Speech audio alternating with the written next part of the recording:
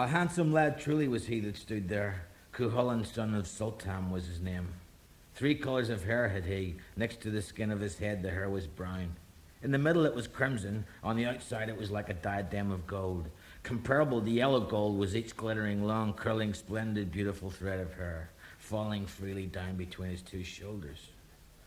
About his neck were 100 tiny links of red gold flashing with pendants hung from them.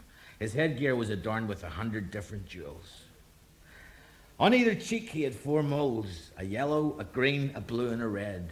In either eye he had 7 pupils sparkling like 7 gems. Each of his feet had 7 toes. Each of his hands had 7 fingers. His hands and feet were endowed with a clutching power of hawk's talons and hedgehog's claws. He wore his gorgeous raiment for great gatherings of chieftains.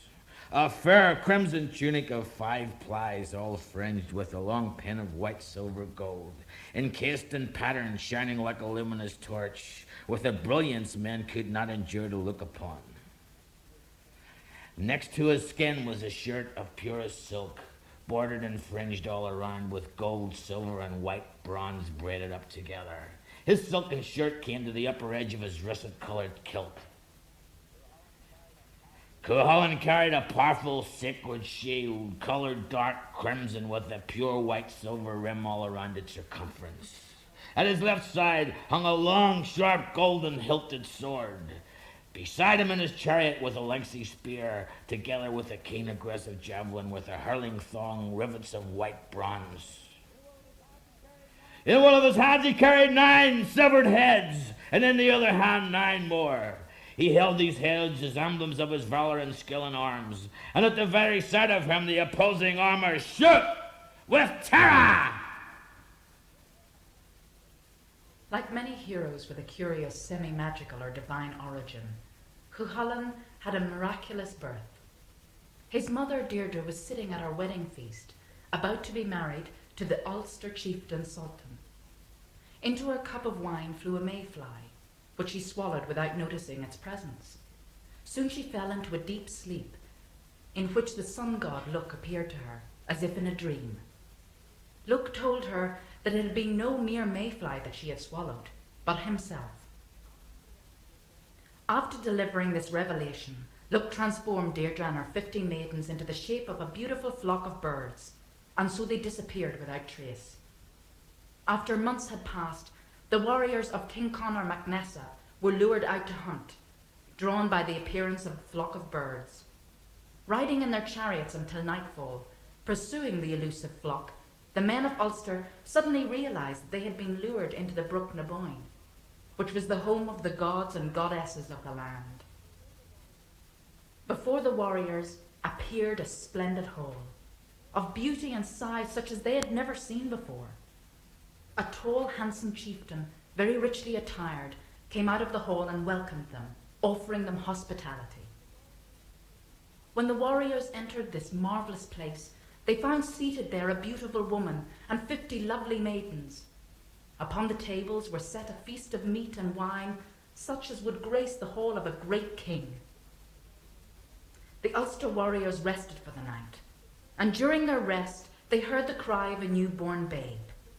In the morning, Look revealed his true name to them, and told them that the woman was no other than the half-sister of Conor, and that she had given birth to a child, who was to be taken back to grow up among the warriors at the Ulster court.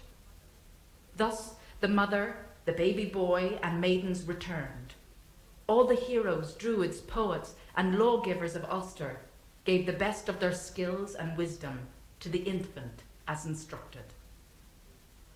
At first the baby boy was called Setanta, but this was the change in the most magical manner by which heroes acquire their true names. As a child, Setanta was the strongest boy in the region, champion of all sports.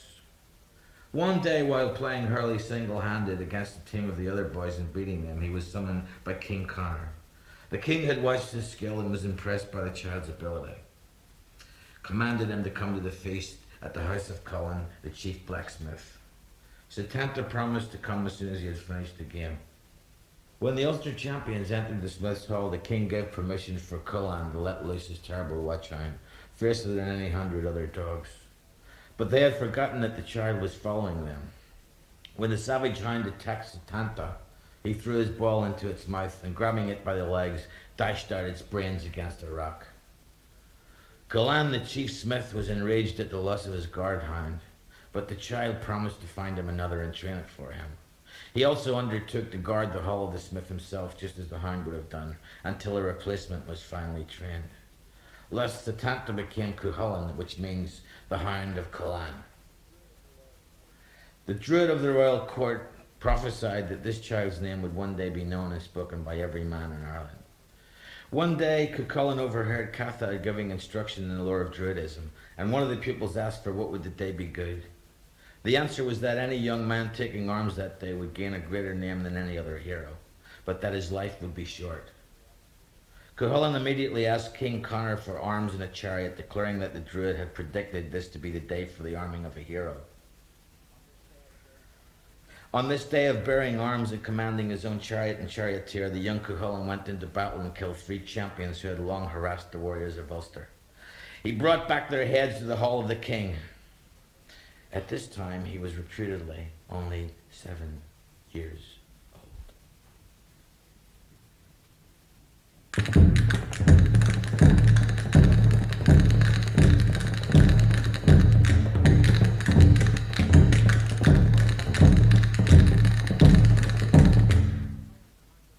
To fight Cuchalainn, the Hound of Ulster, was no small task. When the great and terrible hero Ferdia had made himself ready for battle, he put on his magical armour before the coming of Cuchalainn. First came a kilt of striped silk, with a border of spangled gold next to his white skin. Outside, well sewn over it, was an apron of brown leather to protect the lower part of his body. And over that again he placed a stone, which was as big as a millstone for his protection. And on top of all this, he put on his firm, deep apron made of purified iron. He wore this on top of the great stone, and all through dread of the gay Bolga, the terrible spear of Cuchalainn. Upon his head he wore a crested battle helmet on which were 4 gems flashing in each quarter. At the east, at the south, at the west, at the north. His battle helmet was studded all over with crystals and precious stones and with the brilliant rubies of the eastern world. In his right hand he took his destructive, sharp-pointed, strong spear. On his left side hung his curved battle sword with a golden hilt and red pommel of pure gold. He slung upon his back a huge shield upon which were 50 rounded shield bosses. Each of these bosses would bear the weight of a full-grown hog, while in the very center of the shield was a great central boss of red gold.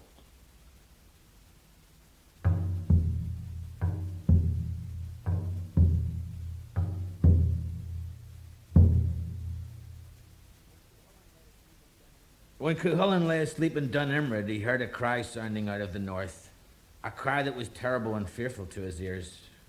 Out of his deep slumber he was aroused so suddenly that he fell out of his bed upon the ground like a sack in the eastern part of his house. He raced forth without weapons until he gained the open air, his wife following him with his armour and his garments. And Cuchalainn saw Lech, his charioteer, in a harnessed chariot coming towards him from the north. "What brings you here?" said Cuchalainn. "A great cry that I heard sounding across the plain," answered Lech. "From what direction?" said Cuchalainn. "From the northwest," said Lech, "across the great highway that leads to Kilkenny."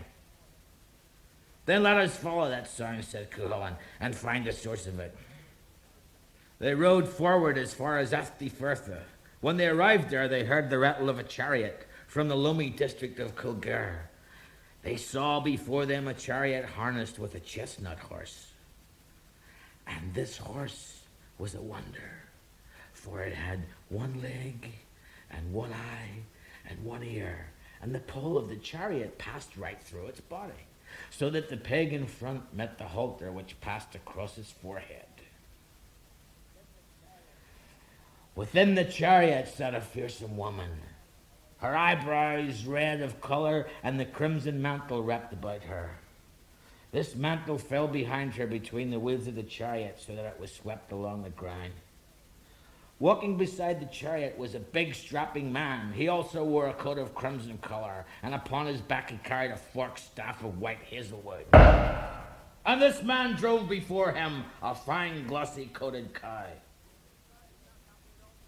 This cow is not happy at all to be driven along by you.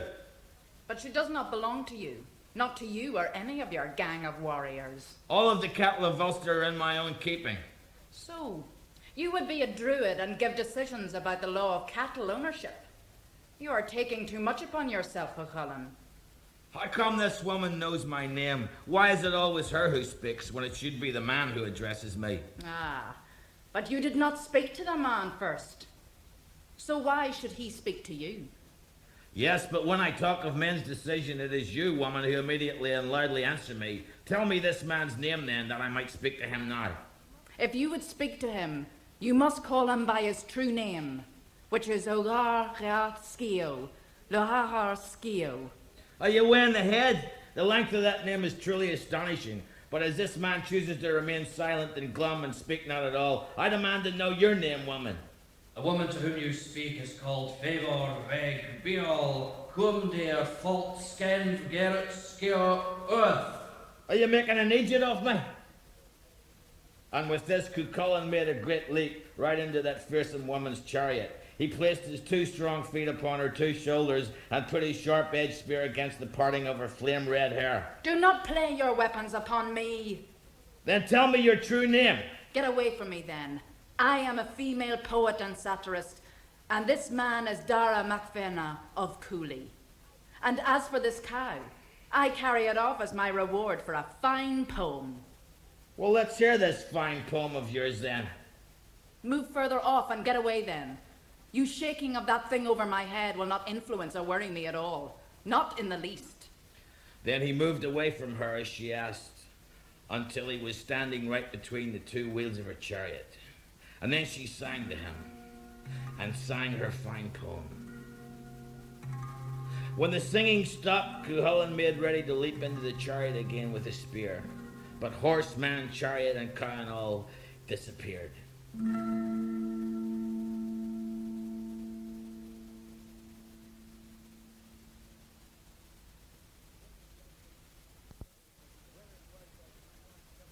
Then it was that Cuchalainn suffered his dristra or fit, whereby he became a fearsome and multiform and wondrous and hitherto unknown being. All over him, from his crown to the ground, his flesh and every limb and joint and articulation of him quivered as does a tree. Yea, a bulrush in the mid-current. Then his skin he put forth an unnatural effort of his body. His feet, his shins, and his knees shifted themselves and were behind him. His heels and calves and hams were displaced to the front of his leg bones, in conditions such that their knotted muscles stood up in lumps large as the clenched fist of a fighting man. The frontal sinews of his head were dragged to the back of his neck, where they showed in lumps bigger than the head of a man-child aged 1 month. Then his face underwent an extraordinary transformation. One eye became engulfed in his head so far that it's a question whether a wild heron could have got at it to drag it out upon the surface of his cheek. The other eye, on the contrary, protruded suddenly and of itself so rested upon the cheek. His mouth was twisted awry till it met his ears. His lion's gnashings caused flakes of fire, each one larger than the fleece of a 3-year-old ram, to steam from his throat into his mouth. The sounding blows of the heart that panted within him were as the howl of a bat dog or of a lion in the act of charging bears. Among the clouds over his head were visible the virulent pouring showers and sparks of ruddy fire, which the seething of his savage wrath caused to mount up above him. His hair became tangled about his head, like branches of a red thorn bush stuffed into a strongly fenced gap. His hero's distemper projected itself out of his forehead. Taller, thicker, more rigid, longer than the mast of a great ship was the perpendicular jet of dusky blood, which out of his scalp's very central point shot upwards, and then was scattered to the 4 cardinal points, whereby was formed a magic mist of gloom, like the cloud, the smoky cloud that drapes a regal dwelling.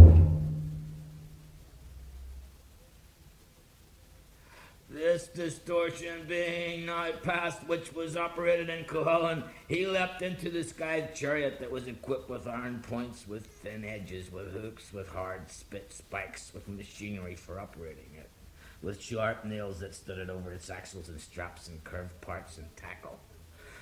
Then he delivered a thunder feet of 500, one of 200, one of 300, one of 400, and stood at the thunder feet of 500.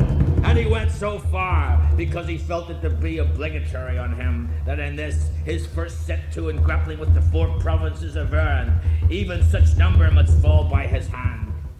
In which guise, then he goes forward to assault his enemies, lending the chariot such impulse that its iron shod with sank in the earth, and made roots, which well might have served as earthworks for the defence. For both stones and rocks and flags and the earth's bottom gravel on either hand were heaped up outside the wheels to the equal height with them. The reason which moved him this day to make such hostile demonstration round about the men of Erin, for he careered round them in a circle, was that he designed thus to ensure that they should not escape him, neither should they dissolve away from him, before he should have avenged the boy warriors. Then he charged them, and all around the host on the outer side he drew a fence built of his enemies' carcasses. And on fall of 4 man on foe man, indeed was this attack of his, for they fell soul to soul and trunk to trunk. Thrice in this wise he made the circuit of them, thereby leaving them laid in slaughter, the souls of 3 against the headless bodies of 3 more.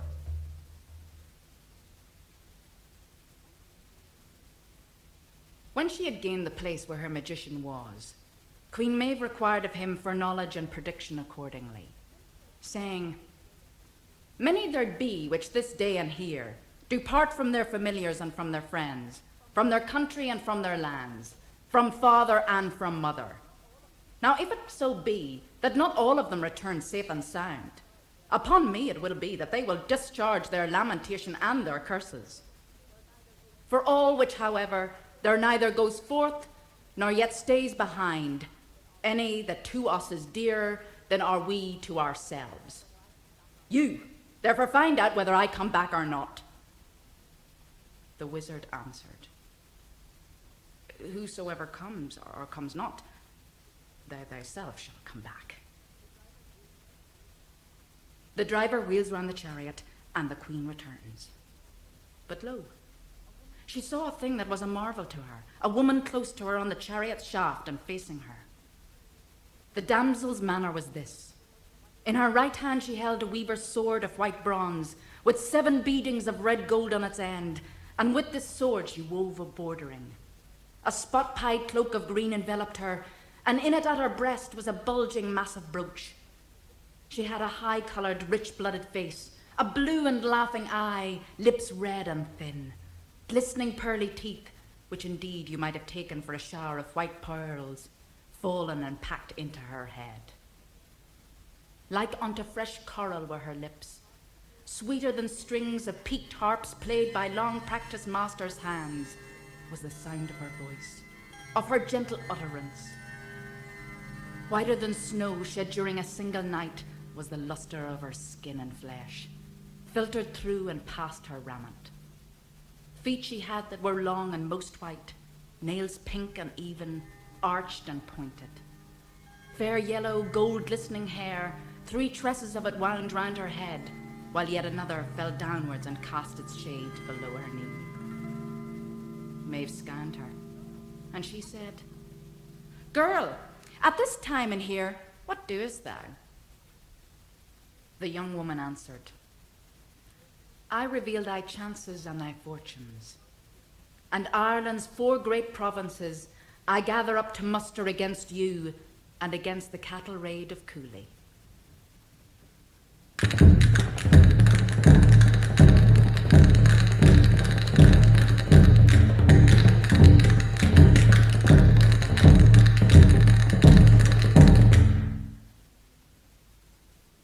As might be expected, the death of Cuchalainn was brought about by the terrible Queen Maeve.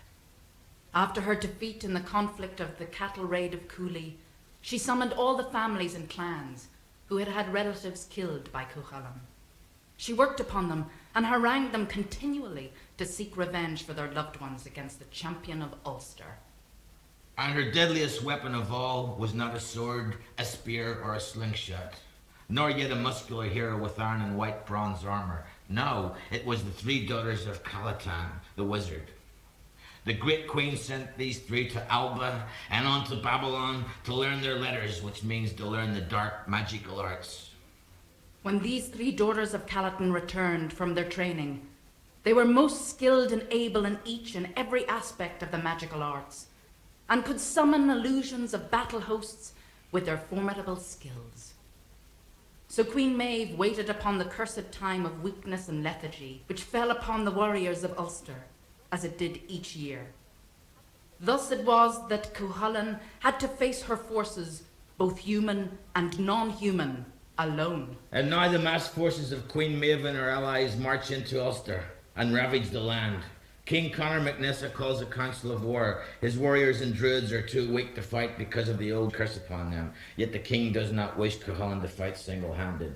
If the Hound of Ulster fails, the land will be luckless forever. So the king secretly orders the women, the bards, and the poets to divert Cuchalainn in every possible way, keeping him idle at the royal palace. But while this desperate trick is underway, while Cuchalainn is feasting and singing and making conversation with the women, the three daughters of Cuchalainn appear. They create an illusion, a magical army made of blades of grass, thistles, and withered leaves. They cause the sound of trumpets to roar and the scream of battle to be heard across the land. Now Cuchalainn is ready to rush headlong into battle, but the druids gathered all around him convince him that it is an illusion. King Conor MacNessa and his warriors, still weak from the terrible curse and unable to fight, decides that Cuchalainn must be hidden further off for his own safety. So they move the royal party to Glen Namor, which means Death Valley. Even if all the men of Ireland were to shout together, no one inside Death Valley would ever hear them. But the daughters of Cuchalainn work their shadowy magic once again and create the illusion of a vast army gathered all round Death Valley. They generate the sound of shrieking, of clashing arms, and of roasting fires. Cuchalainn hears this, even though the druids and women try to drown it out with their songs and wise advice. Just as he is about to leap forth into battle alone, the great druid Cathad convinces him to stay, and that it is all a mockery and a magic spell. But now one of the daughters of Cuchalainn changes shape. She changes to the very image of a lover of Cuchalainn, crying out that she and Ulster have been ravaged. Despite all the attempts to restrain him, the Hound of Ulster, Cuchalainn the champion, has his chariot harnessed and rides out to meet the invading army alone. The omens of this last battle are bad. Cuchalainn's horse, the grey of Mocha, refuses to be bridled. And see, she weeps tears of blood. His mother brings him wine 3 times, and each time it turns to blood when it touches his lips. When he crosses the first fjord, he sees another world maiden washing clothes and armour. It is a death vision, and just as if he is a stranger and she does not know him, she whispers, "I am washing the armour of the dead hero Cuchalainn, Hound of Ulster." Now the champion meets 3 hags, roasting a dog upon a rowan spit. They are the triple goddess, the Morrigan, and the dog is his own totem animal. For is he not the Hound of Ulster? And they ask him to share this feast, and they mock him and shame him, saying, "Are you too proud to eat with 3 harmless old grannies? And are you only fit to eat the royal feasts of kings?" And for very shame he sits down and takes a mouthful of the roasted meat. And as the juices trickle down his throat, 1/2 of his body is paralyzed.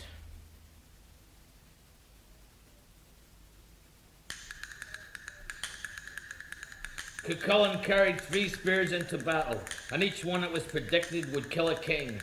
The first tactic used against the champion of Ulster was that the 3 druids were sent to ask for the 3 spears. It was considered unlucky and dishonourable to refuse any request from a druid. When the champion was in the midst of conflict, fighting the ravaging army single-handed, the first druid came up to him and asked him for his spear. "Give me one of your spears or I will satirize you." "Take it," said the champion. "Never have I been satirized for lack of generosity." So saying, he cast the spear at the druid and killed him. But an opposing champion, Luged, son of Cuchalainn, took the spear and killed Lech, the charioteer. The loss of his charioteer was a desperate blow indeed, and with it the second druid came to Cuchalainn and asked for a spear, saying that he would lampoon the province of Ulster if he was refused a gift. I need not give more than one gift a day, said Cuchalainn, but never let it be said that Ulster was satirized on my account. And he threw the spear through the head of the druid. But Erk, the king of Leinster, snatched the spear and killed the Grey of Macha with it. Give me your spear, asked the third and last druid, sent to Cuchalainn by his enemies, or I will satirize your kindred. Once again the champion speared the druid, but this time Luged, son of Cuchalainn, threw the spear back at Cuchalainn himself, wounding him to the death. Thus was the prophecy of the spears fulfilled. For Lech had been king of the charioteers, and the Grey of Macha had been king of the horses, while Cuchalainn was a king of all champions. In his death throes, Cuchalainn asked his enemies to allow him to reach the lake to drink, and then return to battle. He bound himself to a standing stone by the lakeside, so that he could fight and die standing up, for he had lost the ability to walk. Before its death, his horse, the Grey of Macha, supported him in battle and killed 50 men with its teeth and 30 with each of its hooves. But the hero light was fading from the champion of Ulster, and his face became as pale as snow. Finally, a crow, the death bird of the Morrigan, came and perched upon his shoulder. Certain now the champion was dead, his enemies cut off his head. With the death of Ku Holland, the power and prosperity of Ulster failed.